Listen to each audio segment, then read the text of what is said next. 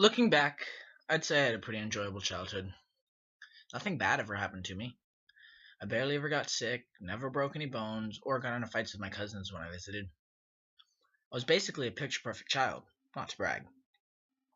Except, one time when I was visiting my older cousins, I experienced the strangest event, and even today I still can't tell myself that it was just my imagination. I was probably about 6 years old at the time, but I still remember everything about that night like it went down just yesterday. I was climbing trees with my cousins most of the day, and when it got dark, we went inside. My aunt and uncle went out for dinner, so it was just us left in the old house.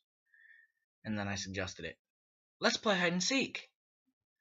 Sometimes I wonder how it would have been if I hadn't suggested that.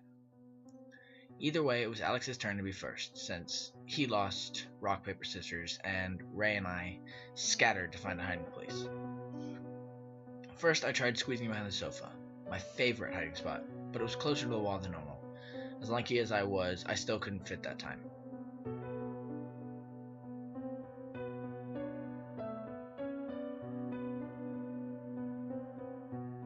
Alex was halfway done counting, so as a last resort, I ran into their bedroom and looked around, trying to find a place, obvious or not. Thankfully, the room was quite messy, so I figured that if I hid under the desk, I would blend in enough. Anything was better than being caught without a hiding spot. As I was about to dive into the desk, I noticed my other cousin, Ray, had already beat me there. I could see some of her long, dark hair peeking out from beneath the blanket she was hiding under. Alex was almost done counting, so I had no choice but to join Ray.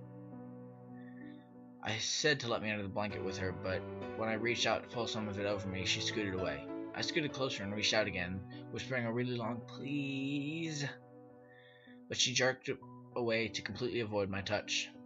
Fine, I thought. I guess that's fair anyway, since she was here before me.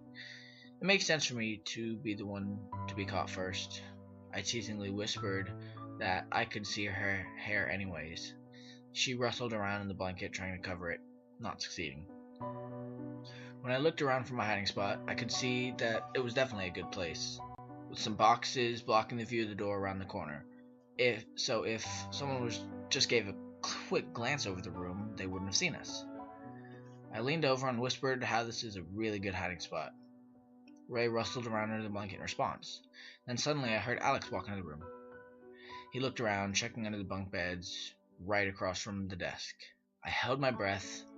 He got up and walked to the closet, checking in there before going back out of the room. I let out a quiet sigh of relief and whispered to Ray how close that was. Ray rustled under the blanket again. From outside the room, I heard Alex and Ray shout the traditional "Ollie, Ollie, oxen free!" from the other room. So I started to get up, proud of not having lost hide and seek, and said, "Come on," to Ray, but she didn't move from under the blanket. That's when I realized that I heard both my cousins call for me to come out. I backtracked in my mind to realize that only my two cousins and I were home. Panic fell over me as I ran to the other room as fast as I could and saw both of my cousins standing right there. I tried to explain to them as fast as I could that there was something else in the room with me, and they, of course, being older, were reluctant to believe me. I tried pulling them to the hiding spot so I could prove it to them, and it took some actual pulling, but I finally got them there. My heart sunk when we looked under the desk. The blanket was completely flat.